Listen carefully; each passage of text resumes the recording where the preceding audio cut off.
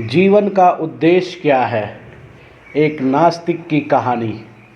यह एक प्रेरक और प्रभावशाली कहानी है। यह कहानी मेरी विश्वविद्यालय के पहले वर्ष से शुरू होती है, जिसमें अनेक समस्याएं आईं। मेरे माता पिता का अलगाव हुआ, मेरा कार दुर्घटना में पड़ना और मेरे एक मित्र का निधन हो जाना। मैंने स्वयं से पूछा, मैं यहाँ क्यों हूँ? जीवन का उद्देश्य क्या है? और मैं जीवन के उद्देश्य पर संदेह करने लगा। चूँकि मैं ईसाई था, अतः मैंने खोजबीन शुरू की। मैं एक चर्च शिविर में गया, जहाँ मैंने पाया कि लोग गाना गा रहे थे, जिनके शब्द मैं नहीं समझता था।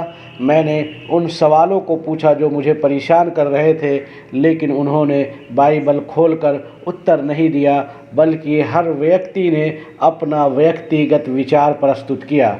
उनके उत्तर एक दूसरे से भिन्न थे और कभी कभी विरोधाभासी भी। यहाँ तक कि उनकी ईश्वर की कल्पनाएं भी कमज़ोर, विरोधाभासी और अस्वीकार्य थी। मैंने सोचा, ईश्वर कैसे सूली पर चढ़ाया जा सकता है और कष्ट सहन कर सकता है? और तब मैंने महसूस किया कि ईसाई धर्म में बहुत सारी व्याख्याएं हैं। विश्वविद्यालय में अध्ययन के दौरान मैं एक पेट्रोल पंप पर काम करता था। वहाँ मेरा एक सहकर्मी, जो एक भारतीय हिंदू था। मैंने उनसे पूछा, हाथी के सिर वाला हिंदू ईश्वर क्या है? क्या आप उसके स्थान पर एक शेर का सिर वाला ईश्वर नहीं चुन सकते थे? हिंदू धर्म ने मुझे प्रभावित नहीं किया। मैंने अन्य धर्मों के बारे में अध्ययन जारी रखा। मैंने यहूदी धर्म के बारे में जानने की कोशिश की, लेकिन बहुत खोजबीन के बाद मैंने पाया कि उनकी ईश्वर की कल्पना भी ईसाई धर्म के पादरियों की तरह विरोधाभासी थी। यहूदी धर्म में भी मैंने वही पाया और वो मुझे नहीं मिला जिसकी मैं तलाश कर रहा था।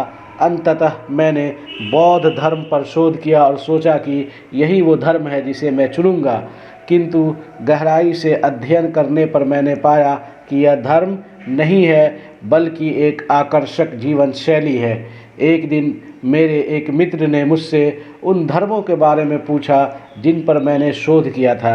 मैंने कहा, मैंने ईसाई धर्म, हिंदू धर्म, यहूदी धर्म और बौद्ध धर्म का अध्ययन किया। उसने पूछा, तो इस्लाम के बारे में क्या विचार है?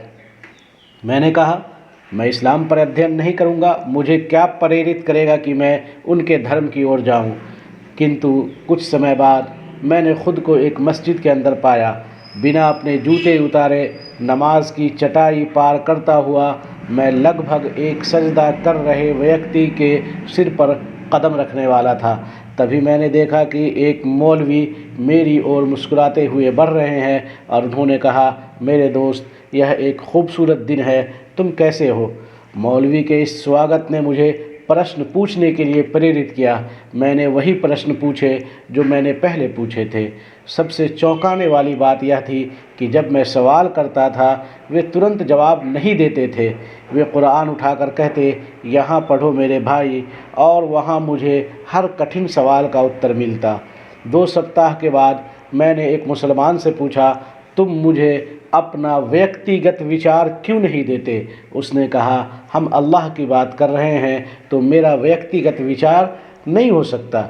यह बात मुझ पर गहरा प्रभाव छोड़ गई।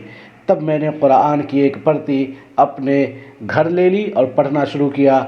यह किसी कहानी को पढ़ने जैसा नहीं था, बल्कि यह कुछ ऐसा था जो मुझे आदेश और दिशा दिखा रहा था। एक रात मैंने उस सच्चाई पर विचार किया जो पहाड़ों के पेग जैसी होती है, या भ्रूण के माँ के गर्भ में बनने की प्रक्रिया जैसी होती है, और मैंने कहा, हे अल्लाह, मुझे मार्ग दिखा। तब मेरी स्थिति पूरी तरह से बदल गई। मैंने महसूस किया कि अल्लाह ने मुझे यह दिखाया है कि इस ब्रह्मांड की सुंदरता और अद्भुत संरचना बिना किसी सृष्टिकर्ता के संभव नहीं है। मैंने मुसलमान बनने और कलमा पढ़ने का निर्णय लिया। जब मैंने इसे पढ़ा तो मेरे सभी डर और शंकाएं मिट गईं।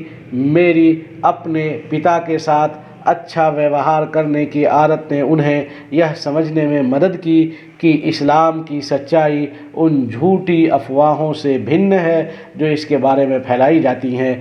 इसलिए उन्होंने मुझसे कुरान मांगा और मुझे पूरा विश्वास है कि वे भी जल्द ही इस्लाम कबूल करेंगे इंशाअल्लाह, अर्थात यदि अल्लाह ने चाहा।